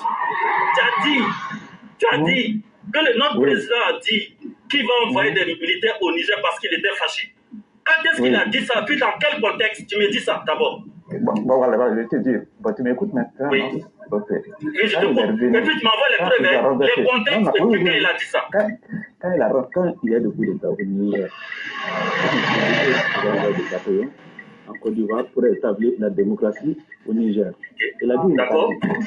Ok, mais il a dit ça sur le... Attendez, écoute-moi. Le Niger est dans la CEDEAO. Écoute-moi, mon ami, écoute-moi. Ce que tu es en train de dire, je ne te laisserai pas parler parce que c'est du mensonge. Je n'accepterai pas. Le président Alassane Ouattara dit, ça c'est la CEDEAO qui doit envoyer des militaires. Tu comprends? Écoute-moi. Non, je ne te laisse pas parler de n'importe quoi ici là. Tu dis que le président Alassane Ouattara dit qu'il va envoyer des militaires au Niger. Donc vous voyez ces gens-là. Le président Alassane Ouattara dit qu'il a envoyé un contingent. Le Bénin aussi a dit qu'il va envoyer un contingent. Le Sénégal aussi va envoyer des contingents. Est-ce que ça, c'est la Côte d'Ivoire qui va envoyer des armées pour combattre le Niger? Vous voyez des bêtises comme ça là, qui viennent raconter sur parler des gens? Non, c'est pas possible là. MDG, s'il te plaît, je peux parler. Non, mais est-ce que c'est la même personne? Parce que là, je suis en train de conduire là. Je crois que quand quelqu'un parle là, je parle n'importe quoi qu'on dit, c'est sans preuve là. Et puis venir faire la propagande ici là. Non, c'est pas acceptable. Cyril Dia, je veux répondre à ce gentleman là. Celui qui vient dire que Ouattara a dit ça. Mais comme ils ne comprennent pas français au niveau de choses de l'AES, ils sont les taux d'alphabétisation les plus bas du monde, des pays les plus pauvres. Quand la CEDEAO prend une décision, ce n'est pas une décision de Ouattara, c'est une décision de la CEDEAO. Mais ça, leur mental, leur intellect ne peut pas comprendre ça. Ça, c'est un. De deux, quand il dit que ce gamin de IB est en train de faire quoi dans Côte d'Ivoire, IB est un pleurnichard, c'est quelqu'un qui se cache dans les couches de Wagner. Tu vas comparer ça à l'armée de IB à l'armée de la Côte d'Ivoire. Vous êtes malade. Depuis là, vous ne faites que vociférer. Ouattara a déjà répondu à qui d'entre vous? Chaque fois que vous avez fait des conneries par sa diplomatie, il vous a ramené dans le droit chemin. Voilà que le Burkina a retourné les 2 soldats ivoiriens. Tu as bien entendu la bouche de Ouattara dedans. Vous savez ce qu'il y a dedans? Il sait ce qu'il y a dedans. Vous avez tourné tout cela. Vous avez demandé courant encore, non?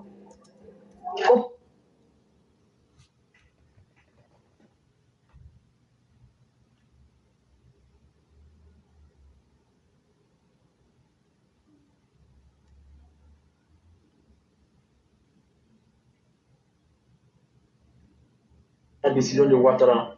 Allez-y à l'école pour bien comprendre. Merci. Je voulais juste complémenter, excusez-moi, je vais juste complémenter ce que le frère vient de dire. Nous, on a dit que Ouattara n'est pas encore fâché. Parce que si le président Alassane Ouattara était fâché là, il y a combien de Burkinabés en Côte d'Ivoire? Il y a combien de Maliens en Côte d'Ivoire? Il y a combien de Nigériens en Côte d'Ivoire? Si vraiment le président Alassane Ouattara était fâché là, tous ces ressortissants de l'AES là, qui ne cessent pas d'envoyer des pics là, il allait dire prenez vos bagages, rentrez chez vous. C'est ça, on a dit un président fâché. Si le président Alassane Ouattara est fâché là, c'est la 2e armée en Afrique de l'Ouest et la 90e armée au monde. Mais vous pensez que quelqu'un vous a attrapé ses enfants pour rien comme ça, et puis il ne va pas envoyer son armée, vous pas beaucoup là-bas? Mais il allait le faire. Mais c'est quelqu'un qui est calme, il n'est pas encore fâché d'abord. Si Alassane Dramane était fâché là, vous envoyez des émissaires pour aller négocier pour en Côte d'Ivoire. Il allait vous recevoir. Mais arrêtez-moi ça là. Le monsieur, il est trop calme. Dans son calme là, il essaie de négocier pour régler le problème. Si c'est fâché, mais là c'est grave là. Vous savez, lui, c'est la personne qui vous a montré couler là. C'est Laurent Gbagbo. Vous le connaissez très bien. Si c'était Laurent Gbagbo qui était au pouvoir actuellement, et puis il avait la même puissance armée, comme le président Alassane Dramane Ouattara là, mais depuis là, il a envoyé les gens pour envahir mon pays là-bas, est-ce que lui il réfléchit? Mais bon sang. Ok, cher mec, merci beaucoup. Ok, merci beaucoup. Voilà, donc en fait, j'ai pas eu le temps en fait de comprendre en fait de quoi il parlait même ce dernier-là. Apparemment, vous connaissez comme on dit. Voilà, donc c'est des personnes en fait qui n'ont rien de bon à dire en fait. Ils sont là pour endormir encore les gens. Et merci beaucoup de l'avoir, de lui avoir été être clair avec lui pour lui faire comprendre que ces mensonges ne peuvent pas prospérer sur notre panel. Voilà, donc. Il n'est pas venu encore, parce que Claire nous a formé, on l'attend. Il n'est pas venu encore. Ouais, tu le connaissais avant ou pas? Parce que t'es parti tellement vite. C'est intuition. C'est intuition. C'est intuition. Il n'a pas besoin de le connaître. Quand il le voit bien parti, il faut l'arrêter. Parce qu'il faut éviter qu'ils viennent déverser leur venin et puis fuir. Parce que c'est simple, comme on le dit. La décision de la CEDEAO, ce n'est pas la décision de Ouattara. Il faut avoir un intellect pour comprendre cela. Que la CEDEAO, c'est... Voilà. Eux, là, quand on prend les pays les plus analphabètes en Afrique, là, les trois AES, là, c'est eux qui sont en bas.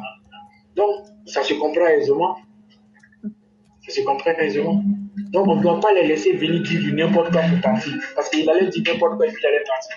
Quelqu'un qui ose dire que, voilà, le petit IB là, en train de vous faire trembler. IB, quelqu'un qui se cache sous les jupons de Wagner. IB qui fait trembler qui? Son pays est pris en otage par les terreaux. Il est incapable de faire ça. C'est pour se muscler sur nos deux soldats. C'est tout ce qu'ils savent faire. Je me mets. Je peux demander une motion là? Motion sur quoi? Non, la discussion qui s'est passée là, les deux frères du RSDP, il y a quelque chose qu'ils n'ont pas compris sur le monsieur. Au fait, quand le monsieur dit que c'est le président Ouattara qui envoyait les gens qui voulaient partir attaquer le Niger, ce que vous n'avez pas compris, pour le monsieur, dans leur attachement, c'est que c'est le président Ouattara même qui fait toute l'Afrique. C'est ce que vous ne comprenez pas. Elle ne regarde pas la CEDEAO. Elle voit que même la CEDEAO, c'est Ouattara. C'est ça qui est le problème. Au fait, c'est parce qu'ils sont abrutis. Ils ne doivent savoir. Effectivement, c'est ce que je vous accompagne à ça. Pour vous faire comprendre que ils ont mis là-bas en haut que le président Ouattara, c'est le saumon même quoi, de l'Afrique. Donc, dès qu'il y a quelque chose, quand on dit net, on dit non, c'est le président de Côte d'Ivoire, vraiment, il est trop fort. Ok, c'est ce que je voulais vous dire. Merci. Oui, mais M. Kanaté, vous me permettez? Monsieur Kanaté? Oui. J'attendais mon micro, hein. Je vous écoute. Hein. Si vous finissez, je vais prendre la parole. Oui, mais bon, oui, pour à leur niveau, il faut, c'est normal. Hein. Quand même, la Côte d'Ivoire a 40% de l'UEMOA, là. Tu vois, c'est un pays très puissant, donc bon, ça ne date pas d'aujourd'hui. Donc, chaque fois que la Côte d'Ivoire parle, chaque fois que la Côte d'Ivoire avance une opinion, c'est une opinion difficile à combattre. Même si nous, la Côte d'Ivoire fait profil bas, mais chaque fois qu'une décision vient, on pense que c'est toujours la Côte d'Ivoire. Je crois que sur ce côté-là, nous devons nous battre pour... mais c'est peine perdue parce que le pouvoir est dans la main des personnes qui ont autre destin. Ce n'est pas la construction de leur nation qui les intéresse. Donc ils utilisent en tout cas ce vide-là pour se maintenir au pouvoir. On a compris, c'est un produit commercial pour eux, hein, ce vide qu'il y a au niveau de la compréhension. Et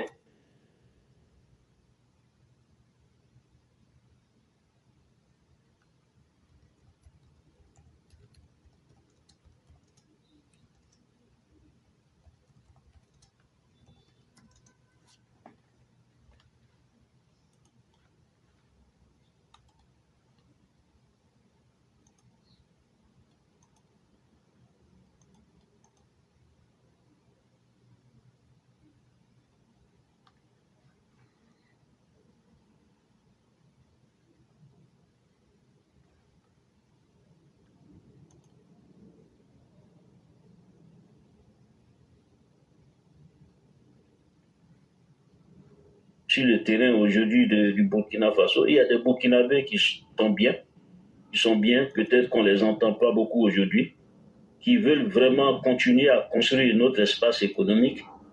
Oui, il y a effectivement des Burkinabés, des Maliens, des Nigériens qui sont dans cette dynamique-là, mais ce n'est pas eux aujourd'hui qui ont accès au pouvoir.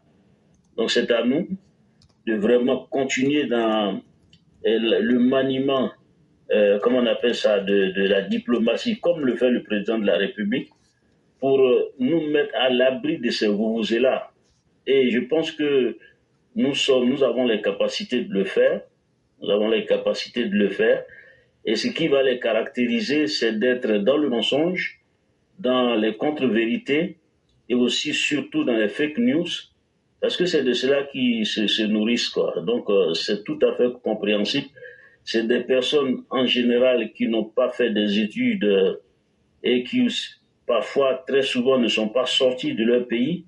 En tout cas, s'ils sont allés trop loin, c'est être dans la sous-région. Bon, des gens comme ça qui n'ont pas une ouverture d'esprit assez élevée ne peuvent pas, en tout cas, s'émanciper de ces informations qui sont sclérosantes, c'est-à-dire qui dessèchent les gens, qui les abrutissent. Et ça aussi, c'est une préoccupation pour nous, parce que la Côte d'Ivoire a un destin particulier. C'est une locomotive de la sous-région. C'est vrai que dans la colère, on peut s'en détourner, mais dans la réalité, ça s'impose. Et donc, le doyen, excuse-moi, hein, le doyen oui. Amara, excuse-moi. Il est remonté, voilà, celui qui avait pris la parole. Donc, je suppose qu'il est venu avec les preuves. Bah, vous pouvez. D'accord. Donc, monsieur Kaleto, pardon. Intelligent, quoi. Voilà. C'est ce qu'on demande. Vous êtes revenu, on suppose que vous êtes venu avec les preuves de ce que vous avez. Non, ça c'est comme un appel. Ouattara, il a dit ça. Je ne sais pas pourquoi vous m'avez. Excusez-moi, monsieur. Attendez. Oui.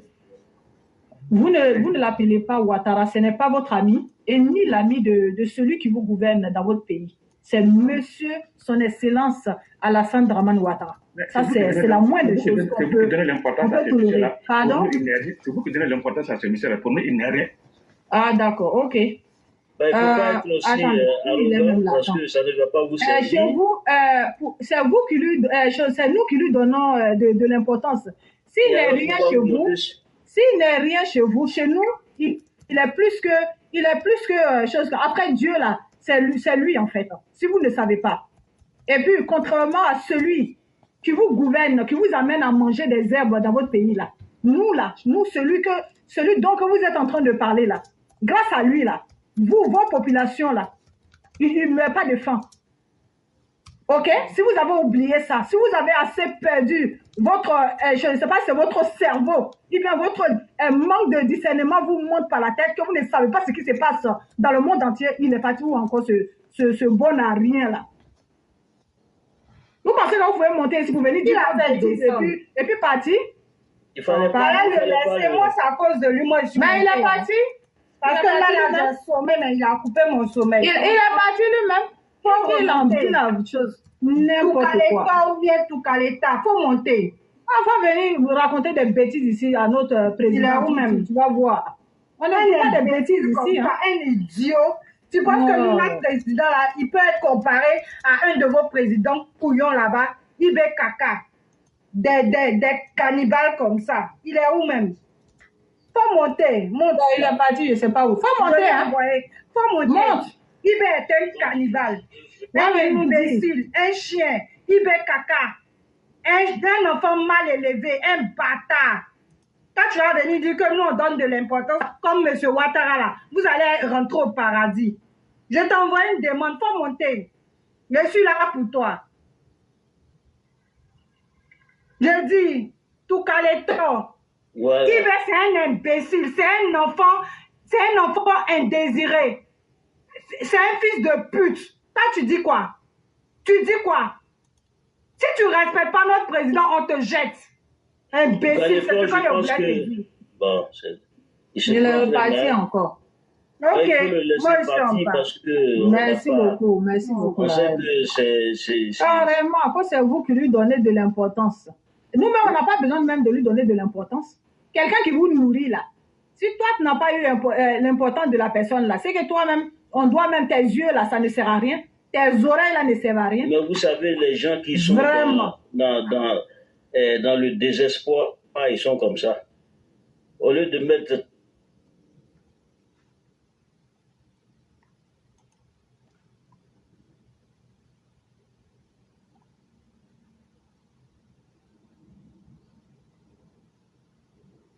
Puis voilà. Ni plus, si je peux m'exprimer ainsi, Pardon, la faute. mon frère Amara, c'est pas un gars du Niger, hein. Faut remarquer ça, c'est un Burkinabé. Oui.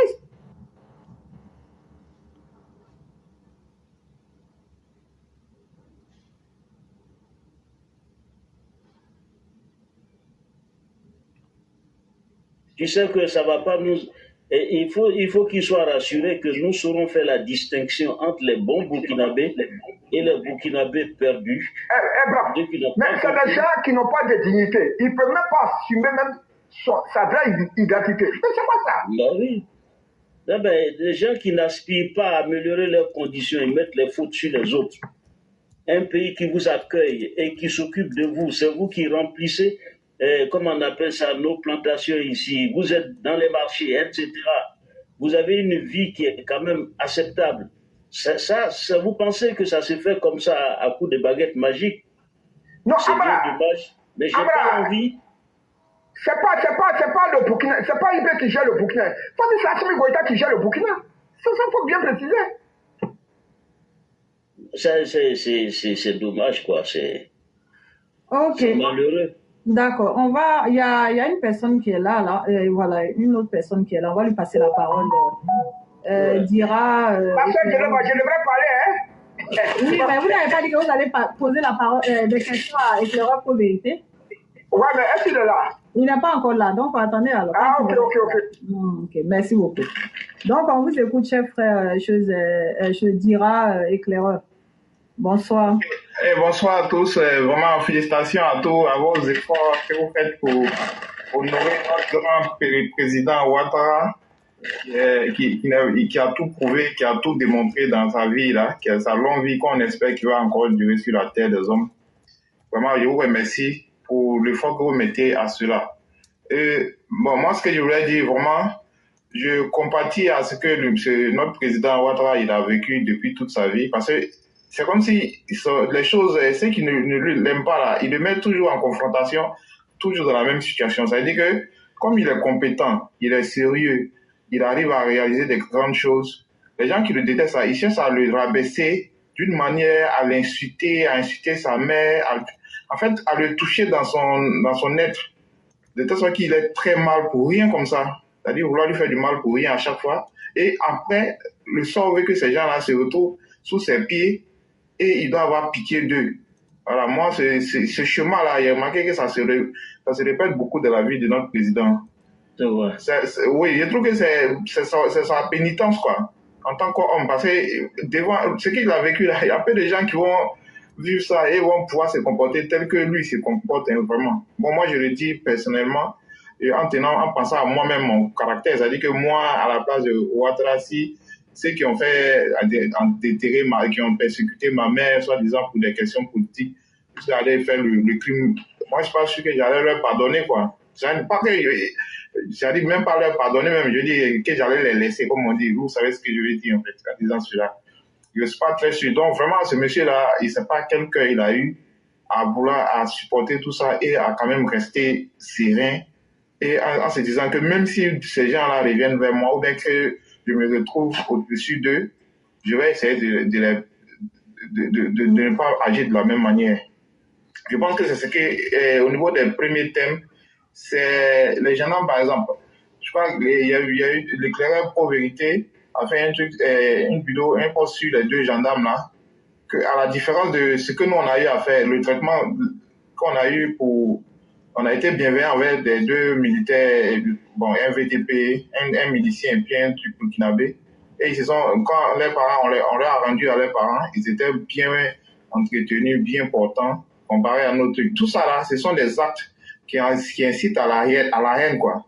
Si c'était un président qui voulait créer la haine entre le peuple, il allait juste présenter les militaires, ou bien il allait faire une image comparée pour montrer aux gens, faire pas la propagande même, juste informer le peuple que voilà comment vous avez arrêté nos deux gendarmes, comment vous les avez traités. Je suis sûr que c'est lui qui a voulu que ça soit caché et que ces gens-là ne soient pas présentés devant les... Parce que même le fait, même les images allaient pouvoir susciter encore de la haine dans le cœur des gens.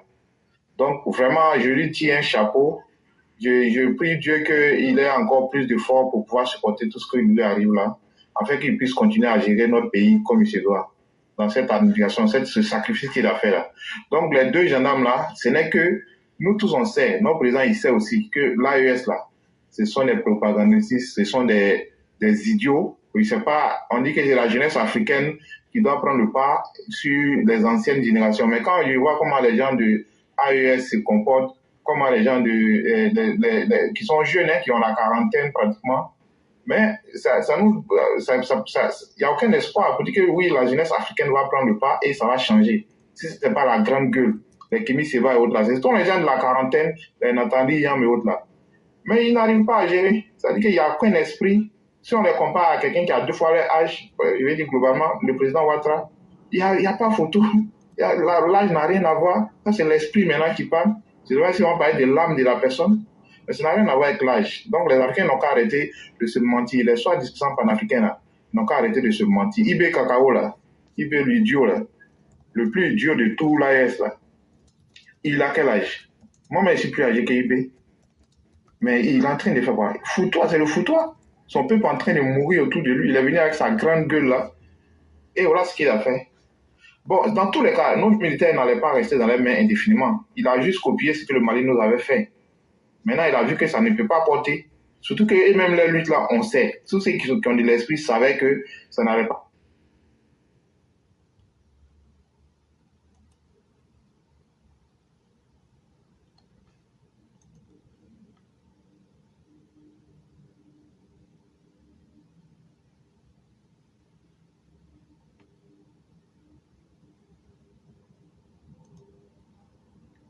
Et il doit expliquer par tous les moyens devant le public, en mondo-vision. Vraiment, ce monsieur-là, et quand on finit cette histoire de 2025 là, qui reprenne son pouvoir et qui continue, voilà, parce que tous les plaisantins, les présidents, les Gbagbo, les Yatiam et autres là, qui s'embrouillent autour des élections là, ça me fait rappeler un peu les 2020, autour de l'élection de 2020 aussi, c'était un peu les mêmes bêtises là. Donc après on va passer à autre chose et puis c'est tout. Au niveau du deuxième thème, ambigu de l'opposition, oui, il y a déjà commencé l'opposition du Côte d'Ivoire. En fait, ils ont honte en fait, parce que derrière eux là, il n'y a qu'incompétence.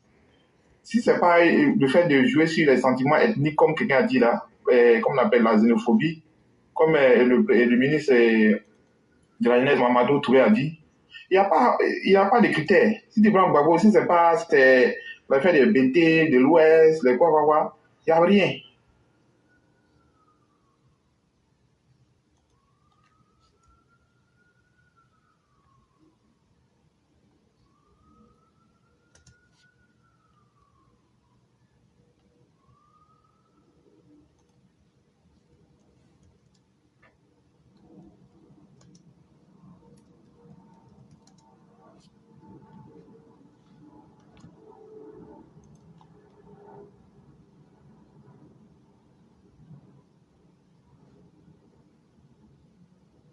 l'esprit que les gens de l'AES, mais un peu plus intelligent. Tout le monde sait que Macky Sall, il est de loin la classe, il représente ce qui est le meilleur. C'est-à-dire qu'il avait même un habit les gens portent, on disait que c'était de lui. Donc, si c'est le président qu'on cherche là, on a déjà eu ça au Sénégal. Donc, c'est pas Diomaye Faye, le flequet là, qui a du mal à articuler ces mots-là. C'est pas lui qui l'a embrouillé. Moi, je le vois un peu comme de l'AES, un peu maquillé, c'est tout, avec son sanko là. Il ne voit pas où il y a l'esprit dedans. Mais comme ils sont par le fait accompli, ils vont essayer de donner une image. Non, moi, il ne va pas au Diomaye Faye, y compris le gars de Guinée, tous ces gars-là. C'est de la plaisanterie. Donc, moi, je pense que ce qu'on a fait, on va payer nos ancêtres, comme ils nous ont toujours protégés, nos anciens.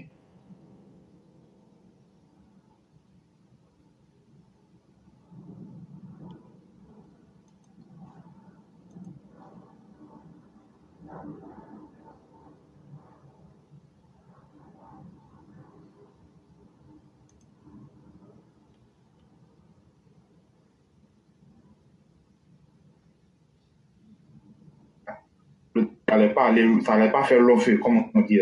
C'est de la bêtise. Et il a dit que le populiste, le président Ouattara a un truc où il dit que le populiste ne paye pas. Et un jour ou l'autre, ça va se savoir. Et aujourd'hui, avec les réseaux sociaux, l'information qui va très vite, ça ne peut pas rester caché. Franchement, ça va se savoir. Donc, ce qu'ils ont fait là, ils sont arrivés à la limite de là où on va voir les grandes deux. Et c'est parce qu'ils ont la chance de tomber sur un président comme Ouattara qu'ils ont eu l'audace de se comporter ainsi. Sinon, on connaît le passé de ce pays-là. Il y a quelques années de cela, ils n'auraient jamais osé. Et même s'ils l'avaient fait, ils n'allaient pas continuer. Parce qu'ils allaient enlever ça dans les yeux, comme on dit. Et nous, tous, on sait ça. Tout le monde sait. Donc, il n'y a que la plaisanterie. Ce que je veux dire, notre président Ouattara, il n'est même pas dans ça là même. C'est parce que ça s'impose à lui. Comme on lui a imposé son affaire d'identité, qui n'est pas ivoirien, tout lui a été imposé. C'est pas quelque chose que lui-même il a créé. C'est pas comme les gens qui cherchent une femme ici, qui jettent ici, qui divorcent ici, qui font ça. Il n'a jamais fait comme ça. C'est pas comme les gens aussi qui ils disent qu'ils voient des nageurs et autres là. Après, on vient attraper les pions, les petits dans l'eau, sont noyés, ils font des bêtises, ils essaient de noyer tout le pays. C'est pas comme ça. Lui, il n'a rien fait de lui-même. C'est-à-dire qu'on lui a forcé la main. On lui a mis des bâtons dans les roues pour juste lui donner le degré à mode. Sinon, lui-même, si tu le suis là, dans sa vie d'homme là, il n'a rien fait de mal. Jamais. Voilà, même son élection de 2010 là, il a gagné haut la main. Maintenant, on dit que non, qu'il a fait la rébellion, c'est parce qu'il est venu avec les armes. Faut voir comment il n'y a que la méchanceté qui va, mais Dieu seul connaît la vérité. Et ce monsieur-là, il va continuer. Donc, je ne veux pas me moquer les thèmes que vous avez donnés, mais si vous voulez, moi, je vais dire que tous les trois thèmes-là, c'est que des embrouilles, comme lorsqu'on disait que Ouattara n'était pas étranger, il n'était pas ivoirien. Sa maman est ici, son papa est comme ça, tout. Ils ont toujours dépassé ça. Donc, ça sera encore un énième combat. Je mets tout ça là ensemble, mais tout ça là, ça se regroupe dans le même combat. Il va encore finir avec eux, et puis il va encore évoluer. C'est ce que moi, je peux vous dire, quoi. Et bon, je vais m'arrêter sur ça pour dire que je vous encourage à continuer à être l'éclaireur pour vérité, vraiment que je suis depuis des années. Ce monsieur-là, il faut le RHDP ou bien les autorités de ce pays-là pensent à l'honorer. Voilà, parce que c'est ceux-là qui sont les vrais héros de la Côte d'Ivoire. Ceux qui éclairent les gens. Ceux qui mon pseudo là, je sais que je me suis inspiré de lui-même, mais ça sur moi. Il faut les honorer, quoi. Il faut l'honorer. C'est ça, ce sont les vrais guerriers, les vrais soldats, les vrais héros de la Côte d'Ivoire. Ceux qui vont sauver ce pays-là. C'est ce que moi j'avais à dire sur le thème. Donc, vraiment, je n'ai pas trop de trucs sur le thème, mais je veux dire que c'est Ouattara qu'il faut honorer, quoi. Les petits soubresauts des événements qui se passent là n'ont aucun intérêt. C'est pas ça qui a de l'intérêt. On doit aller de l'avant. Voilà. Merci. D'accord. Merci beaucoup, cher.